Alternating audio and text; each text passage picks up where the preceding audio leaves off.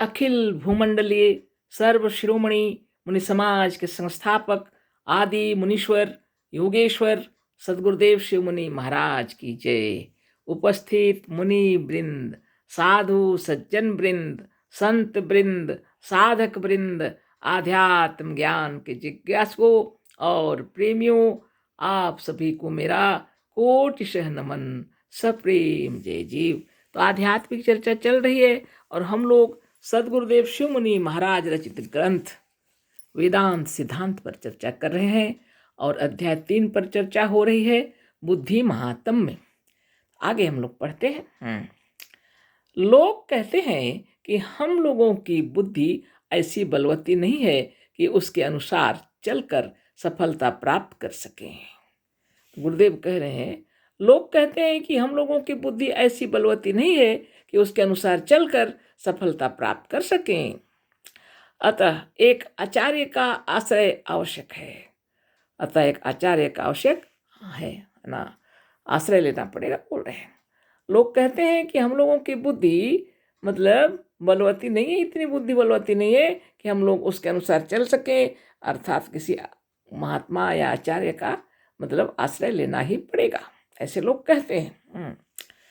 सब समाधान तो गुरुदेव का है, हर विषय का समाधान है, हर प्रश्नों का उत्तर है उनके पास, है ना।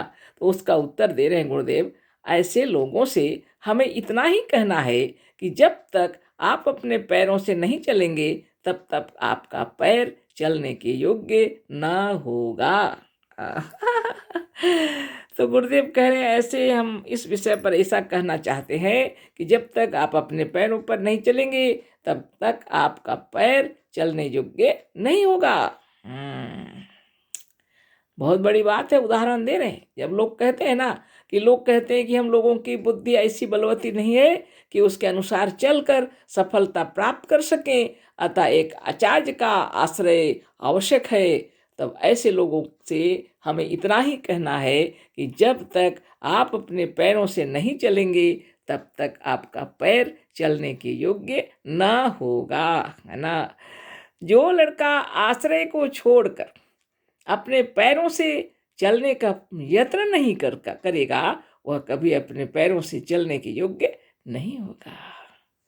जो कोई भी है, जो लड़का अपने से चलने की कोशिश करेगा उसका पैर मजबूत हो जाएगा। गुरुदेव के कहने का मतलब है, जो लड़का सर्वदा गोद में ही रहता है और उसके पैरों में बल आने की कौन सी आशा है। और जो लड़का सर्वदा गोद में ही रहता है उसके पैरों में बल आएगा, ऐसी कौन सी आशा है। यद्यपि पहल खड़े होने के लिए बालकों को आश्रय या सहारा की आवश्यकता होती है। छोटे बच्चे भी जब शुरू खड़े होते हैं ना, कोई चीज़ पकड़ कर खड़े हो जाते हैं ना लेकिन धीरे धीरे अपने से भी खड़े होते हैं। एक कदम चलते हैं, गिर जाते हैं, फिर चलते हैं, करते करते चलने लगते हैं, है ना। ये तो सभी को पता ही है, देखते हैं हमेशा। तो सदगुरु का कहना है, आवश्यकता पड़ने पर सहारा लेकर के खड़ा होते हैं आरंभ में, है ना। लेकिन हमेशा क्या ऐसा करेंगे, है ना। आवश्यकता होती है पर लक्ष्य यही होना चाहिए कि आश्रय का शीघ्र त्याग कर दें। लेकिन जैसे भी हो, आश्रय लेकर के आप बड़े हो जाएंगे तो फिर आश्रय त्याग करना पड़ेगा। आश्रय को त्याग कर स्वतंत्र रूप से विचरण किए बिना पैर मजबूत नहीं हो सकते। तो आश्रय का त्याग करके जब तक आप स्वतंत्र रूप से विचरण नहीं करेंगे पैर मजबूत नहीं हो सकते। यही दशा बुद्धि की भी है। अब सोचना तो हम लोग को है ना तो इतना मुश्किल का बात गुरुदेव लिख दिए। हम लोग को अपनी बुद्धि पर भरोसा नहीं लगता है तो आचार्यों की बातों पर चलते हैं। तो सदगुरुदेव कह रहे हैं, इतनी जल्दी हो सके आश्रय ले लेकर और फिर बाद में उसको छोड़ भी देना पड़ेगा, आगे बढ़ना है तो कृपा तो सब गुरु की कृपा होती है। और आगे तो बढ़ना ही है, अपनी बुद्धि को भी तेजवंत बनाना है। जैसे हमारे गुरुदेव यहाँ लिख रहे हैं कि आश्रय को छोड़कर जितना जल्दी हो सके अपने आप पर भरोसा करके चलना है।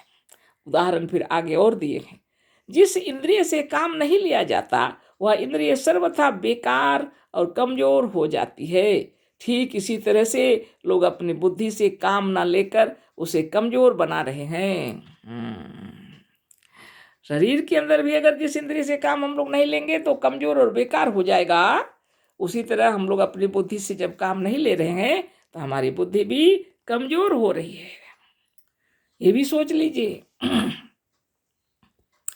जब कभी आप किसी पुस्तक को पढ़ें तो उसके सिद्धांतों को केवल इसलिए असत्य न समझें कि उसे आपके मजहबी आचार्यों ने नहीं माना है। जब भी कोई किताब पढ़ें तो सद्गुरुदेव कह रहे हैं उन सिद्धांतों को असत्य न समझें।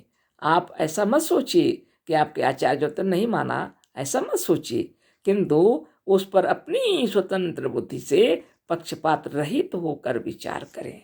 आपके आचार्यों ने कहा या नहीं कहा, इन बातों से ऊपर उठ जाइए। आप अपनी बुद्धि से विचार कीजिए, है ना, पक्षपात रहित होकर विचार कीजिए, तभी इसका फल आपको प्राप्त होगा। अच्छी बुद्धि पुराने ही जमाने के लोगों के पास थी, यह गलत विचार है, गलत है। लोग सोचते हैं पुराने किताबों को पढ़ो, पुराने लोगों की बातें सुनो, है ना। तो इसका भी गुरुदेव उत्तर दे रहे हैं, अच्छी बुद्धि पुराने ही जमाने के लोगों के पास थी, यह गलत है। आपकी बुद्धि व्यास और वशिष्ठ से भी आगे बढ़ सकती है, पर आश्चर्य है कि आप स्वयं उसे आगे बढ़ने से रोकते हैं।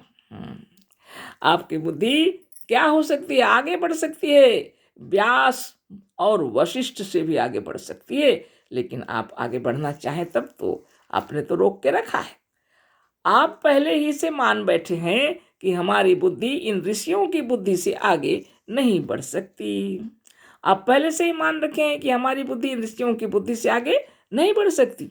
वेदांत कहता है यही बंधन है, और वेदांत कहता है कि यही बंधन है, यही विचार उन्नति का बाधक है, यही विचार उन्नति का बाधक है ना। तो वेदांत सिद्धांत के अंदर बुद्धि महात्म्य की बात हो रही है ना। तो वेदांत कहता है ये जो बंधन है ये आपको आगे बढ़ने नहीं दे रहा है। आपने ऐसा सोच रखा है मन में कि ये व्यास और ये जो ऋषि मुनि हैं इनकी बुद्धि से बढ़कर मेरी बुद्धि आगे नहीं बढ़ सकती, यही आपका बंधन का कारण है। ऋषि कौन कहे, आप तो साक्षात ईश्वर हैं। बाप रे, गुरुदेव कह रहे हैं ऋषि कौन कहे, आप तो साक्षात ईश्वर हैं। आप यह कभी नहीं सोचते कि व्यास, वशिष्ठ, जनक, राम और कृष्ण आदि सब मनुष्य थे। आप ये बात क्यों नहीं सोचते? आप कभी यह बात क्यों नहीं सोचते कि जितने भी थे, जो कोई भी थे, सब मनुष्य थे? कौन कौन, देखिए उदाहरण थोड़ा सा दिए हैं। व्यास, वशिष्ठ, जनक, राम और कृष्ण आदि सभी मनुष्य थे, है ना। आप भी मनुष्य ही तो हैं। आप में और उनमें इतना ही भेद है कि उनकी बुद्धि किसी की दासी नहीं थी। आप में और उनमें इतना ही भेद है कि उनकी बुद्धि किसी की दासी नहीं थी, किसी की गुलाम नहीं, किसी का गुलाम नहीं। उनका विचार स्वतंत्र था, वह सब स्वतंत्र थे ना। उनका विचार स्वतंत्र था, वो सभी स्वतंत्र थे, है ना। ये बात उनकी बुद्धि से ही पता चलती है ना। और अपने को तुच्छ नहीं किंतु अपने को ब्रह्म और ईश्वर मानते थे। अपने को तुच्छ नहीं किंतु अपने को ब्रह्म और ईश्वर मानते थे। अपने को रामदास नहीं राम मानते थे, है ना। तो सबसे बड़ी बात तो यही है, हम लोग अपनी बुद्धि को बंधन में रख दिए हैं। आचार्यों से बढ़कर सोच नहीं सकते, ऋषि व्यास से, वशिष्ठ से आगे सोच नहीं सकते, तो ये हम लोग की गलती है। सदगुरु कहते हैं नित्य दिन योगाभ्यास कीजिए ना। एक जन्म का कौन कहे, अनंत जन्मों का ज्ञान आपके अंदर छिपा पड़ा है ना। अनंत ज्ञान है आपके अंदर। गुरुदेव कहते हैं उस ज्ञान को प्राप्त करने के लिए नित्य योगाभ्यास कीजिए। सदगुरुदेव शिवमुनि महाराज कीजिए, उन्होंने आपको स्वाधीन स्वतंत्र विचारक बनाया। उन्होंने अखिल भूमंडलीय सर्व शिरोमणि मुनि समाज की स्थापना की है। यह कोई धर्म नहीं है, एक संघ है स्वतंत्र विचारकों की। चाहे वह किसी भी धर्म का हो, किसी मजहब का हो, किसी संप्रदाय का हो, वह स्वतंत्र विचारक हो सकता है ना। और अपने आत्मा से किसी प्रेम नहीं है, बताइए, है ना। यदि आपको भी अपने आत्मा से प्रेम है तो नित्य दिन योगाभ्यास कीजिए, साधन ध्यान और तपस्या कीजिए और आनंद में मगन रहिए। स्वयं भी अच्छे से रहिए, दूसरों को अच्छे से रहने दीजिए, है ना। तो आज इतना ही बातें करेंगे, कल फिर चर्चा होगी। अशेष धन्यवाद, कोटि सह नमन। सदगुरुदेव शिव मुनि महाराज की जय। सप्रेम जय जी।